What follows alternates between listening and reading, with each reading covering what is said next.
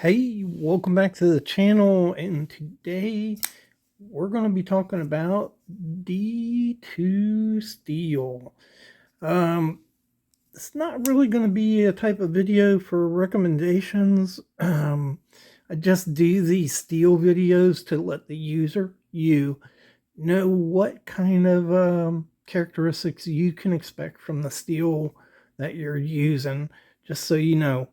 And D2, man, it's just everywhere nowadays. And some people love it and some people don't. So we're going to talk about the characteristics of it, give it to you straight scoop, and let you decide on whether you like it or not.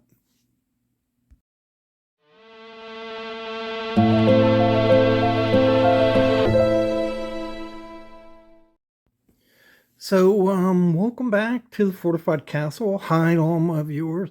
Bonjour, Provet, Guten Tag, Hola, Ciao, Konnichiwa, and good day, mate, to my foreign viewers. And, yeah, we're going to look at D2 steel today. It seems like it's everywhere, doesn't it? It's like every knife has D2 in it. It seems that way, at least.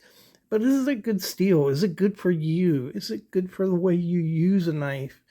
Or is it junk steel? We're starting to get into that category again where people are calling D2 junk. And so we're going to talk about all of that today, but I want to give you some idea how prevalent this steel is. So I went to Blade HQ, and on Blade HQ, I looked up D2 steel. There were 2,840 listings of D2 steel in Blade HQ. So that's a lot, but it was the top 3 out of all the steels. So M390 had 2,570 entries. So D2 beat out M390. And S35BN had 2,406. So it beat out S35BN. And of course, a whole gamut of other steels listed. But to give you some idea, S30V, a very popular steel, had 486 entries. So this steel is in a lot of knives. So let me give you the chemical breakdown first. It's 1.5% carbon, 12% chromium, 0.8% molybdenum, and 0.9% vanadium. That's a basic composition. It may fluctuate a little bit, but that's pretty much what's being sold mostly across the board. It's a high-speed, high alloy type of steel. If you'll remember, there's 3 basic types of steel. You have high carbon, low alloy steels. You have high speed, high alloy, and you have stainless steels. And so there may be some other niches, but that's basically the main categories of steel. D2 is known for its hardness, very, very hard steel. Commonly, this steel is used in dies, which are used to cut other pieces of metal. So it's very, very hard and has a lot of wear resistant, which is why they use it in that capacity. It's also a very strong steel, so it has a high tensile strength. And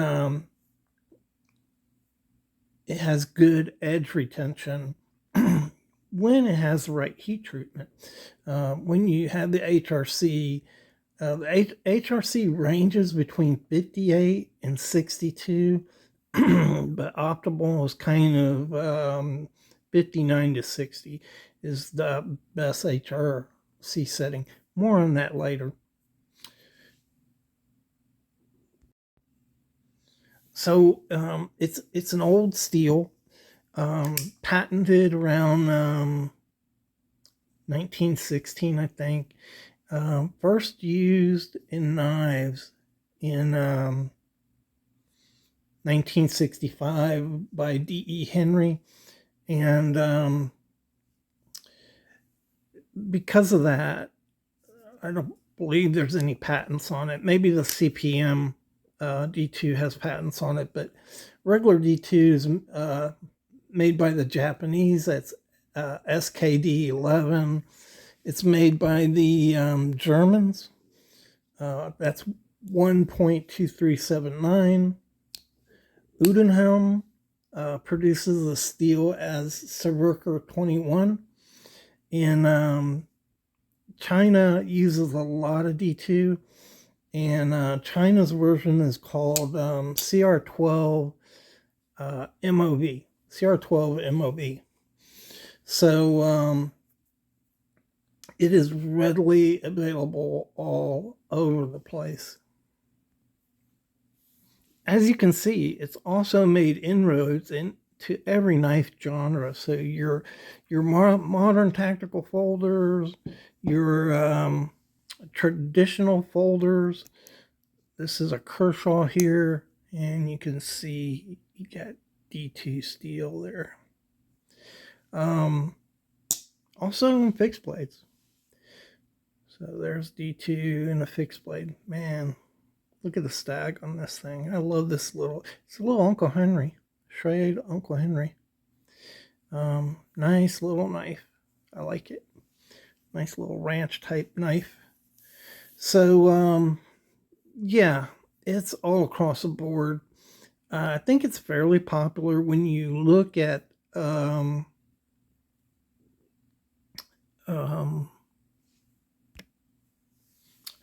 you look at forums. Overall, the comments are generally pretty good. When you look at videos, the comments are generally pretty good. It's largely, I think, accepted that it gives you pretty good edge retention on D2, and that's probably one of the reasons why people like it. But it's also a budget steel.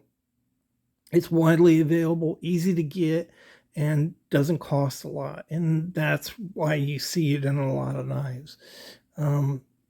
So let's talk a little bit about the characteristics, edge retention, toughness, and its stainless resistance, those kind of things. So edge retention is really where D2 shines, and it's another one of these steels that are absolutely amazing, and I'll tell you why in a minute. As we talk about this edge retention. Usually, you're looking, I mentioned 59 to 60 HRC, and at that level of hardness, it scores around a 5 out of 10. So kind of in the middle, but a lot of steels exceed its edge retention. But it's better than like N690, a really good steel. 1454 CM, my favorite, 440C, 420 HC, with an asterisk. So Boss Heat Treat really brings up the edge retention on 420 HC to a comparable level to D2. But D2 usually beats it in tests. Also VG10. So it's better than all of those steels. And here's the crazy stuff. It's very similar in characteristics to Crewware, 4V, and MagnaCut. And it has an equal 5-level edge retention on it. That's crazy. And it's very similar to LMAX. So another thing is, your steels like S30V and S45VN, really, really good steels. And you wouldn't think it, but it's not quite as, it doesn't quite have the edge retention S30V, which is around 6, or S45VN, which is 5.5, but pretty close, and that's kind of surprising. So that's what the numbers say. So what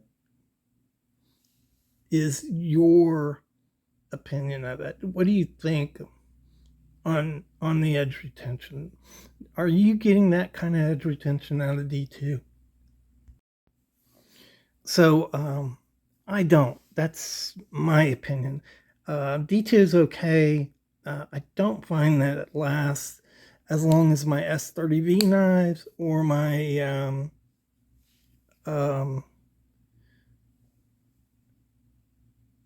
S35VN knives. I just don't.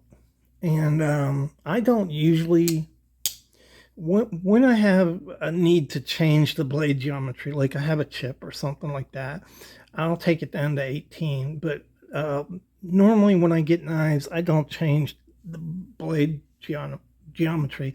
It's just no problem for me to sharpen a knife. It doesn't take a long time to do. It's kind of fun and relaxing to do. I enjoy doing it. And so I don't go through the time of reprofiling the edges normally on a knife unless I have to. I just watched Cedric and Ada video where they tested CRKT's steel, D2 versus S35VN. It was really eye-opening because the in the regular configuration from the manufacturer, the D2 went 17 swipes before it went dull, and the S35BN went 26 swipes, so not a whole lot more out of the S35BN. When he reprofiled the edges down to 17, the D2 did really well in the 300 range, and the S35BN got like 370. There was about a 25% difference between the two steels. Not a whole lot. So, that's really surprising. But it also really depends on the heat treatment that you're putting into these knives. And that's a big problem, because when you look at all these advertisements, very few are advertising the heat treatment on D2. One I found was advertising between 56 and 58.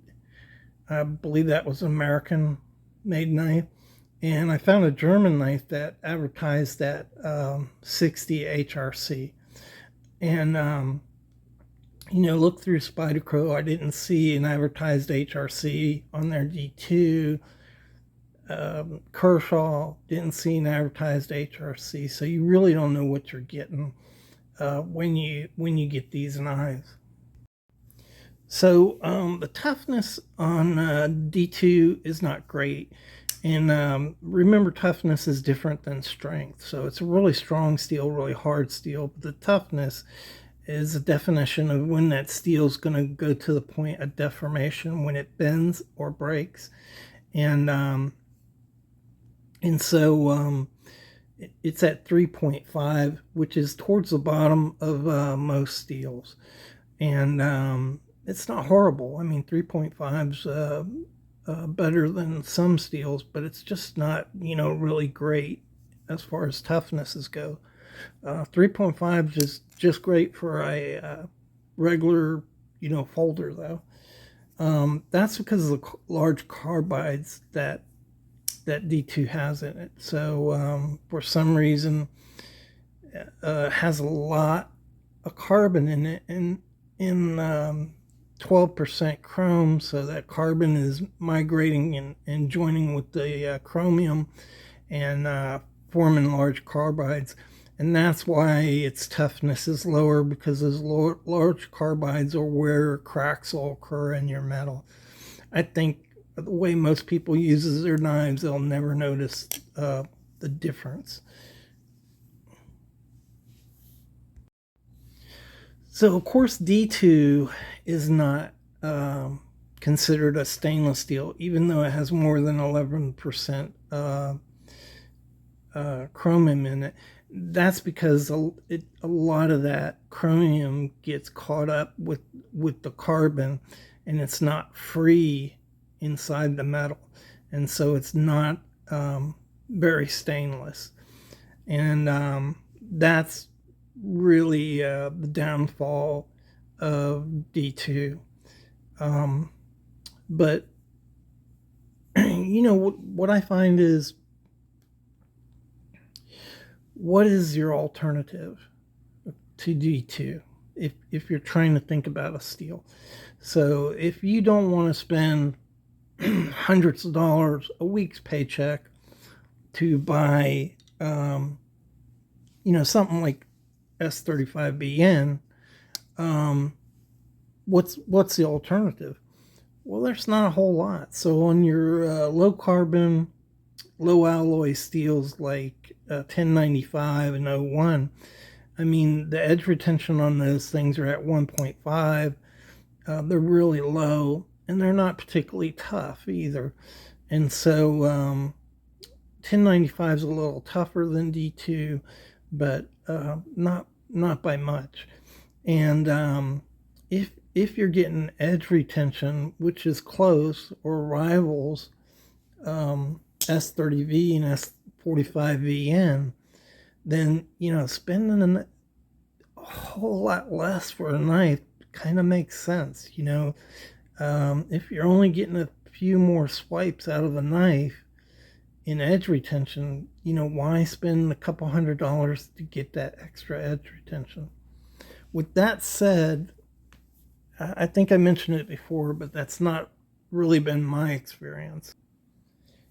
My S30Vs have been from Buck and Benchmade mainly, and they last 3 weeks for me.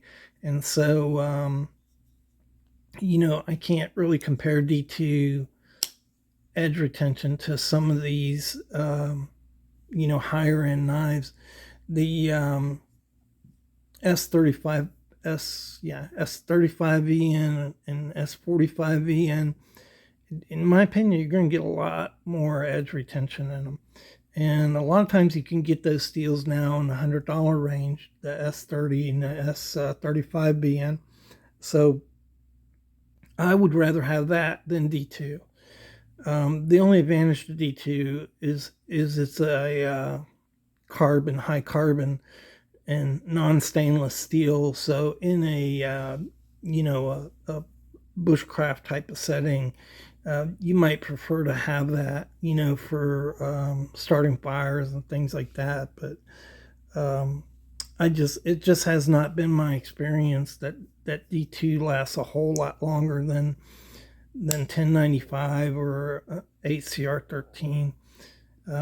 Definitely lasts longer. It just not a whole lot longer, and that I think has to do with manufacturers just not putting heat treatment on D2 that they should be. Another thing is, you get these knives. This knife's made in China and it says D2 steel. Is it really D2 steel, or is it the Chinese equivalent? And I'm not saying the Chinese equivalent is bad. I'm just saying I don't think you can always trust China to put the steel that they should be putting on their knives. So it's the same formula, but it's not necessarily the same steel as D2. And so that's one question I have. But I really think they're just not putting the HRC, the heat treatment, on these steels that they're supposed to be putting on them. And that's really why, if you can get a D2 steel at 60-61 HRC, it would be phenomenal. It would rival S30, S45, and S35VN steels. That's a big question now. When I spent a lot of time looking. through advertisements. I couldn't see it readily advertised. I went to websites, so I went to knife retailers, didn't see it there. Then I went to the website for different manufacturers. I didn't see it listed in the manufacturer's website either. So that just tells me that they're not putting a heat treatment on them, or they would advertise them.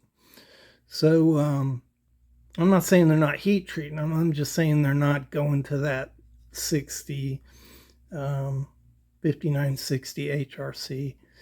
I think they probably they give them less of a heat treatment. Anyhow, that's my opinion. I think it's a good steel. Serves you well. I never had any problems with it. Don't mind it at all. It is a budget steel. I'd actually rather have D2 than 1095. So it'd be great if case went to D2 or 14C28, either one, but D2 is the edge retention will definitely beat out 8CR13 or AUS 8, VG10, those kind of steels. So anyhow, I hope that helps you out in your search for a knife steel, and I hope you enjoyed the video and found it informative. We'll see you in the next one.